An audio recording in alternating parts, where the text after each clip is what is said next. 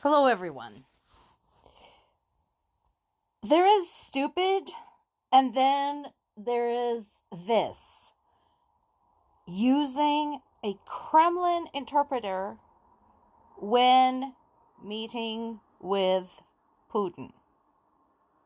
That's the next level of stupid. That's like stupid plus. Advanced stupid? Who did this? Wytkoff? Yep, the same dude who keeps saying how, Ukraine needs to make concession and act like a civilized country. Yep, that's the dude who broke with protocol, did not employ his own interpreter when he met with Russia's Vladimir Putin. Instead, he relied on translators from Kremlin, and since he doesn't speak Russian, that meant that Putin and his interpreter could say anything to one another, and Wytkoff would be left completely out of the loop. How dumb do you really have to be? Like, on a scale of 1 to 10, this one goes to 11. I don't know if I can explain to people who don't see what the big deal is why this is a problem. It should be obvious. So that happened. And now I would say that Wytkoff should resign or be fired because that is a violation of national security. This man, just like Pete Hegseth, is a threat to national security because he does dumb shit like this. Multiple sources are talking about a long phone call that European leaders and Zelensky had to talk about an unconditional 30-day ceasefire between Russia and Ukraine to start on May 12th. The participating leaders included Britain, France, Germany, Poland, in addition to Ukraine. And basically, the ceasefire is to include everything. Like everything. Sea, air, land, all structures, all object, everything.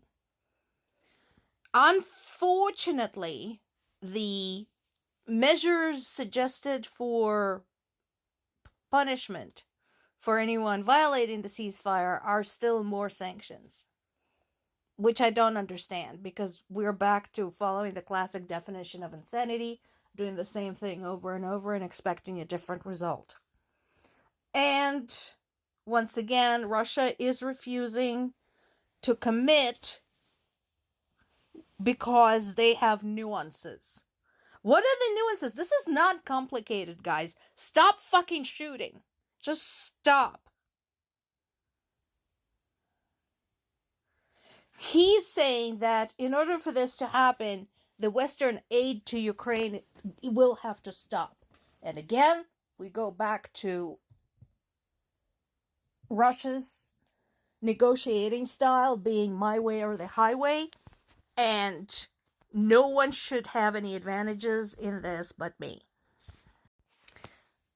Wall Street Journal published an article. This is a repost from Kyiv Independent, talking about Trump complaining how difficult it's proving to end this war, or even just to broker a pause in the war, like a ceasefire. Oh, really?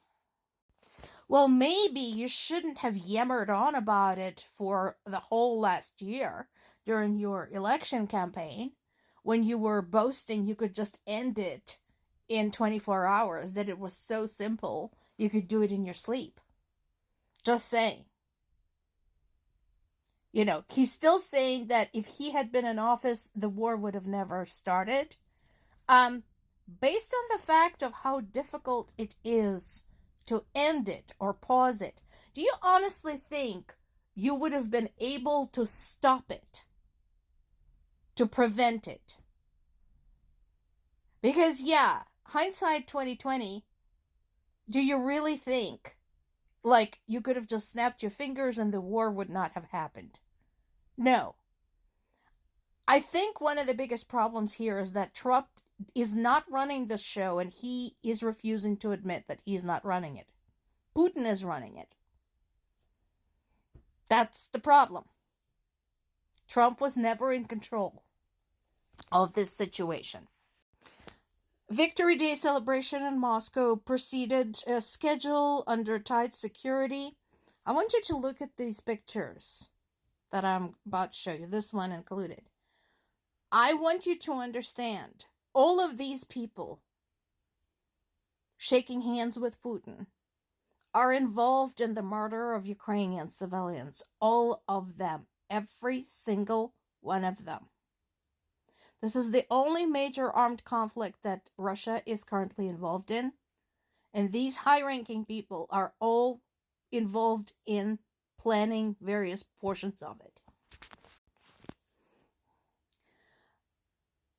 Putin is very proud that China's Xi Jinping joined him. Again, I think it's a bad move on China's part, especially if they're trying to strengthen their relationship with EU, which is deeply at odds with Russia. And there were other leaders there. And again, leaders of some countries that are EU members or are aspiring to the EU membership.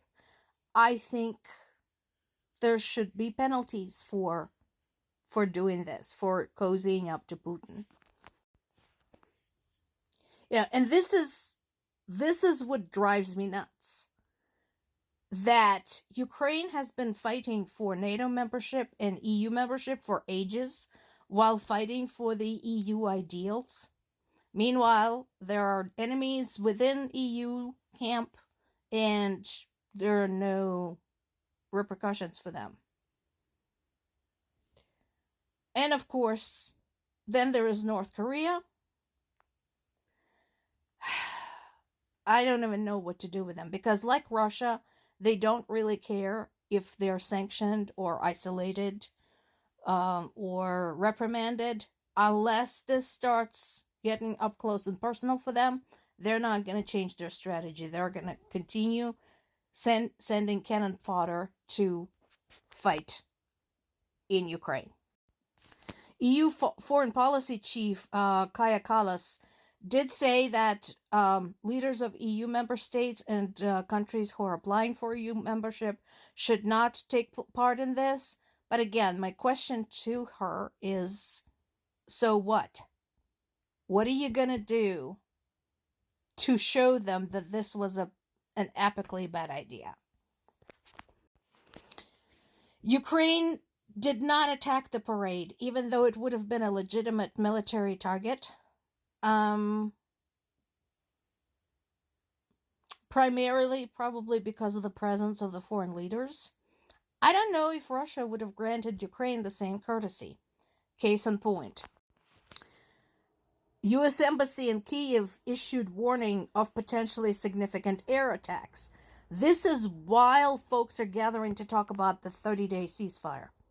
And we know Ukraine had hosted foreign leaders before, and there were air raids during their visit. So, while Ukraine granted the foreign leaders the courtesy of not attacking them, even though a military parade would be 100% legitimate target, there is no guarantee that foreign leaders traveling to Ukraine will not be attacked by Russia, especially since a lot of them are very pro-Ukraine and very anti-Putin. More to come.